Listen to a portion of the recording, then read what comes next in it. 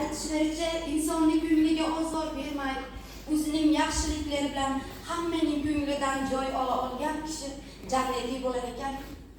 Jannatiy ustozimizning farzandlari ham otasi kabi yetuklikka erishishlarini tilab qolamiz. Hammangizga kelganingiz uchun minnatdorchilik bildiramiz va so'zimizni oxirini davrini yopish uchun yana Safar Akramjon tomoniga bersin.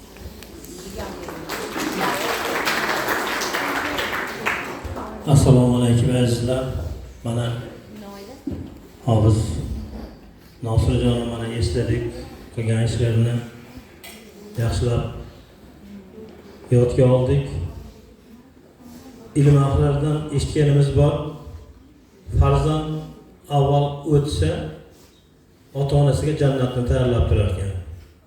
Allohim sen jannatga kir desa, yo'q, oldin ota-onam kirsin derkan. Bir kun xolam bilan uchrashganda shuni aytdim men. Bular yonyapti-da, sotib olgan, xolam yonishyapti. O'tgan paytda sotib olgan istidan aylanib yurgan ekanlar. Jahongir akalar yugurib bordi, so'rashgan. Olov bo'lib yonyapti bu kishida. Yig'lay desam, bolani oldiga yig'laman. Ashar yig'lab aytganda istidan aylanib yig'layaptilar. Allohim Nosirjonni jannatda bo'lsin. Endi ruxsat bilan mana biz Nosirjon borligini hozir ham mana shu oilaning eng zo'r mehmon edik. Biz bularni hozir oilasini mehmon qilib chaqirdik. Endi so'z navbatini shu oila a'zolariga bersak, birinchi so'z navbatini sevimli ovasi Nurlagamga beraman, marhamat Nurlaga.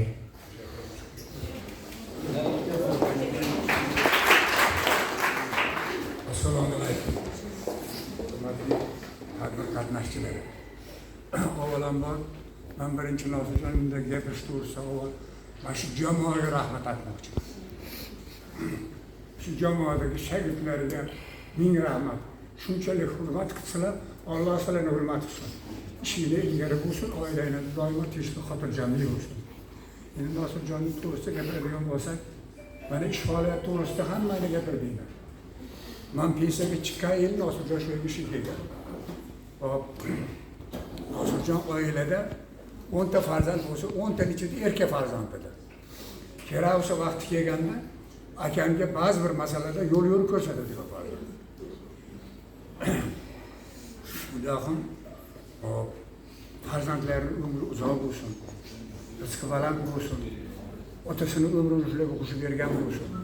Shu farzandlarni baxt kamolini ko'rib yashash oila a'zolariga, akamga, yangamga, oilasiga nasib qilsin. Endi shu to'g'rida yana bir narsa aytmoqchiman. Boya ekranda ko'rindi.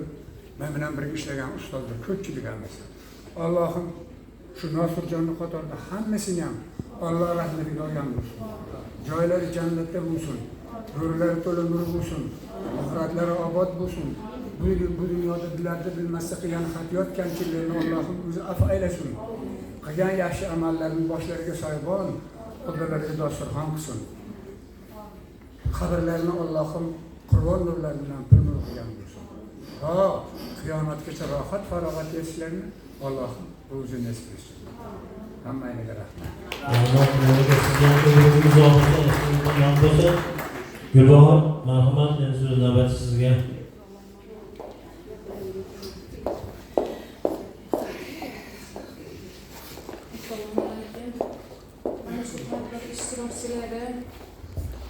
Şu tadbir sababchisi ikkom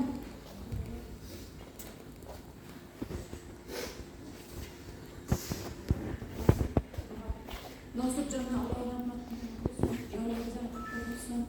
men hali ishonmayman, o'lganga mashmaqtalada o'tolmay qoldim, qaydandir chiqib qolsa-chi deb turib, men hali ishonmayman.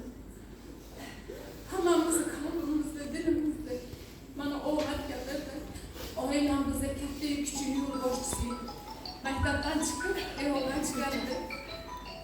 Akam kayfiyatlariga qarab, kayfiyatjon to'g'ri kelib turib, yo maktab siyosatidan, yo davlat siyosatidan gapirsa ekan, shuni o'zgaradi.